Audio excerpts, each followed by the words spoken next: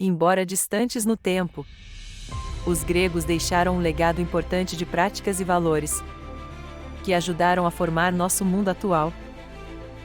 Exemplo: os Jogos Olímpicos, praticados na cidade grega de Olímpia, eram realizados em homenagem a Zeus, pai dos deuses olímpicos na mitologia grega. Duravam 7 dias e contavam com várias modalidades. Os vencedores, que representavam sua cidade de origem, recebiam uma coroa feita de ramos de oliveira. Os gregos da antiguidade chamavam a si mesmos de helenos. A região da Grécia, chamada Hélade, ficava no que hoje é o sudeste da Europa. Seu território tinha uma parte continental, com uma expressiva península, e muitas ilhas. O período formativo. As civilizações minoica e micênica lançaram alguns dos fundamentos do que viria a ser a cultura grega. Civilização minoica teria existido entre 2200 a.C. e o início do século XIV a.C. O Império Minoico, surgido na ilha de Creta, onde se encontram as ruínas mais antigas relacionadas ao passado grego, e se estendeu pelo Mar Egeu. O centro da civilização foi a cidade de Cnossos, onde teria sido reinada pelo rei Minos. Nessa cidade havia o grande palácio de Cnossos, que não tinha muros ou defesas, o que sugere que viveram períodos sem grandes guerras. Civilização voltada para a prática da navegação e para o intercâmbio com colônias, tanto que em seus relatos Tucídides os chamou de talassocracia, que significa reino ou governo do mar. Os poucos registros escritos, que sobraram dos minoicos, grafados em tabuinhas de argila em uma escrita chamada lineara, que, infelizmente, ainda não foi decifrada. Civilização micênica, séculos 14 e 12 a.C. Os micênicos, também conhecidos como aqueus, povo guerreiro que veio das estepes asiáticas, eram hábeis no uso de cavalos em batalha, conquistaram a cidade de Micenas, na região do Peloponeso. Seus palácios, chamados de solares, eram fortalezas muradas e estavam destinadas a servir de abrigo em casos de conflito. Neles viviam o rei, seus familiares, representantes da burocracia palaciana e líderes militares. No século XII a.C., os dórios, povo indo-europeu com forte tradição militar, não conheciam a escrita, passou a dominar a região, fazendo os antigos habitantes a se espalharem pelo mar Mediterrâneo e fundaram novas colônias. Para conhecermos melhor a civilização grega, dividiremos a antiguidade grega em 4 períodos principais: séculos obscuros, período arcaico, período clássico e período helenístico. Conceito: a contagem dos séculos antes de Cristo é decrescente, ou seja, do maiores anos para os menores anos, 5.000 anos até chegar no ano 1, nascimento de Cristo. Hoje estamos nos séculos depois de Cristo, que é crescente, ou seja, dos menores anos para os maiores anos. Ano 1 até ano 2024. Os séculos obscuros, séculos 12 ao 9 a.C. Também conhecido como Idade das Trevas, chamamos assim, por causa da falta de informações, dada a escassez de fontes escritas para estudá-lo. Neste período o Império Hitita colapsou. Os assírios enfraqueceram devido a intrigas e disputas internas pelo poder. E o Egito, era a maior potência do mundo antigo, sobreviveu, porém, perdeu o controle sobre a região do Levante. Desta forma ocorreram certas perdas culturais, como a escrita, luz do conhecimento. Porém foi neste período que ocorreram ganhos tecnológicos, como a fundição do ferro. Período arcaico, século VII ao século V a.C. Período em que os helenos, gregos, expandiram seu império através de jornadas, por terra e por mar.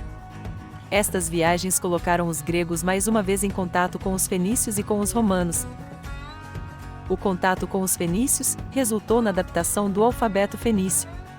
As especificidades da língua grega, os gregos tinham agora um sistema prático e eficiente para expressar sua língua por escrito. Os romanos foram quem passaram a chamar os helenos de gregos. Essa interação teve um impacto cultural nos povos da região do Mar Mediterrâneo e da Europa que durou até o século V d.C., foi chamada de Antiguidade Clássica. Os gregos criaram a polis, cidade, em grego, administradas de forma particulares, tinham suas próprias leis. O poder era exercido de modo público e o uso da palavra era central. Suas duas principais cidades foram Atenas e Esparta. Cidade: Esparta, sociedade voltada para o militarismo, tinha a seguinte organização social. Esparciatas. Em menor número, elite espartana, eram os únicos a ter cidadania plena, direito a participar da vida política, a possuir terras e poder servir o exército, atividade considerada a mais nobre. Periecos. Gregos nativos da região conquistada pelos espartanos. Não tinham direitos políticos, mas eram livres, em geral eram ligados ao comércio. Ilotas. Descendentes dos povos derrotados em guerras, eram escravos e servos do Estado e não tinham nenhum direito, frequentemente humilhados em cerimônias públicas violentas. Cidade: Atenas, sociedade voltada para o ideal democrático, tinha a seguinte organização social. Eupátridas. Que significa bem-nascidos, eram os nobres atenienses, tinham direitos políticos e recebiam as melhores terras. Utilizavam a mão de obra dos tetas, remunerados, ou a de escravos para enriquecerem. Demiurgos. Atenienses livres. Estavam ligados ao comércio e ao artesanato. Muitos enriqueciam com o comércio de escravos. Tetas. Trabalhadores livres, eram remunerados quando realizavam trabalho braçal pesado. Devido ao comércio de escravos, muitos perderam seus trabalhos e ficavam pobres, alguns por não conseguirem saldar suas dívidas, por lei tornavam escravos da pessoa a quem devia. Essa lei só foi revogada em 594 a.C., pelo legislador Solon. Escravos. Eram trabalhadores que, devido à derrota em guerras ou dívidas não pagas, serviam seus senhores sob pena de serem castigados. Foi em Atenas que surgiu a palavra democracia, que significa poder do povo. Isso porque qualquer cidadão do sexo masculino, maior de 20 anos, menos estrangeiros e escravos, tinha o direito de falar e votar na Assembleia. A literatura grega foi baseada em poemas sobre as histórias dos deuses que eram contadas por uma extensa mitologia, e relatavam lutas entre os deuses e os homens. As mais famosas foram Ilíada e Odisseia, escritas por Homero. Por relatarem batalhas e feitos grandiosos de figuras heroicas de um passado remoto e conterem elementos mitológicos, a Ilíada e a Odisseia são chamadas de epopeias. Período clássico, século V ao IV a.C.